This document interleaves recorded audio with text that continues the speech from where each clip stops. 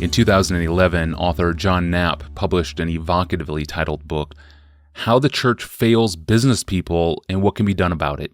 In it, he argued that the church has not helped Christians succeed in the secular business world because churches have not helped Christians in the secular business world develop the day-to-day ethical decision-making skills that they need. It's a bold accusation, but it's also one that implies quite a lot about the relationship of the church to Christian leaders in the secular business world. So has the modern church failed to equip business people, and if so, what can be done about it? Those are my questions to Dr. Albert Mohler. Among Reformed leaders in America, I'm not aware of many gifted leaders who have proven it over the decades more than Mohler has.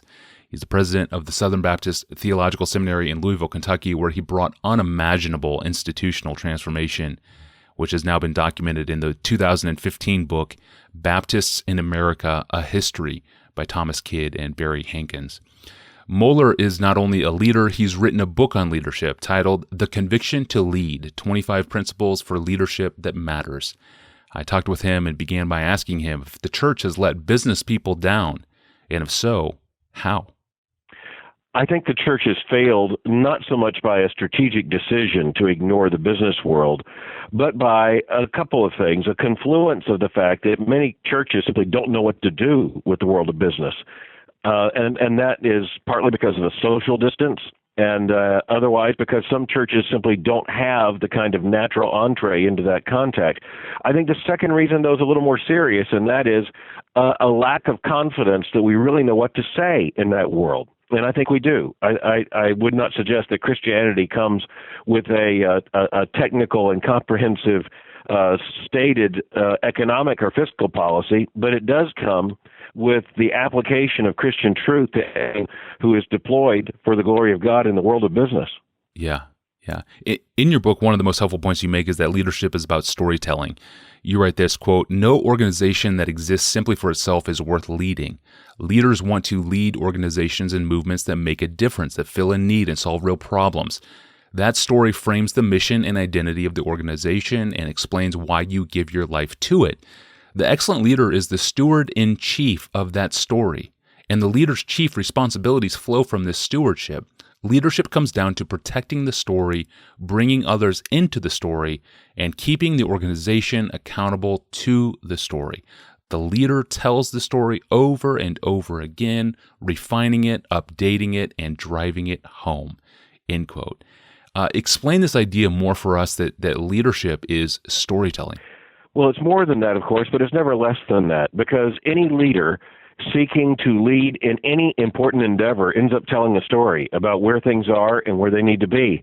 And furthermore, the leader comes with his or her own story. That story becomes a part of explaining how the convictions have come to take a possession of the leader and why he wants others to be a part of that story in order for the organization, the congregation, the institution, the family, whatever group it is, to arrive at the destination that is implied by and fulfilled by the story. So whether it's a political leader saying this is what America's all about, this is what we were founded to be, this is now what we need to do, or whether it's Moses reminding the children of Israel over and over again, remember your story.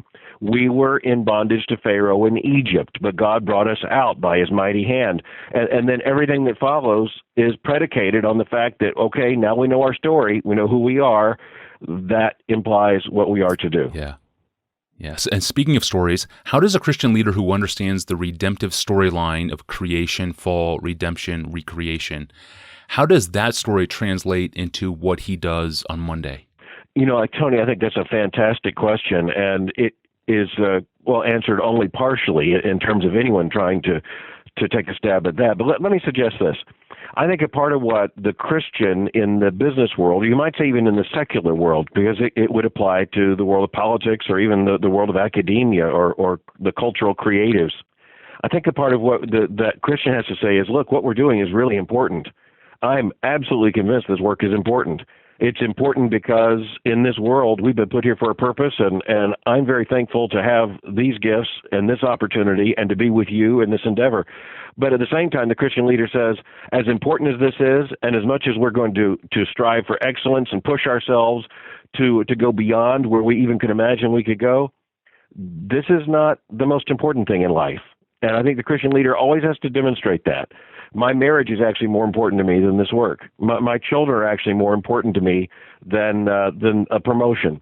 At the same time, I give myself to a greater degree of commitment. I'm invested in this to a greater degree of personal heart, mind, and soul, because I know that this is important.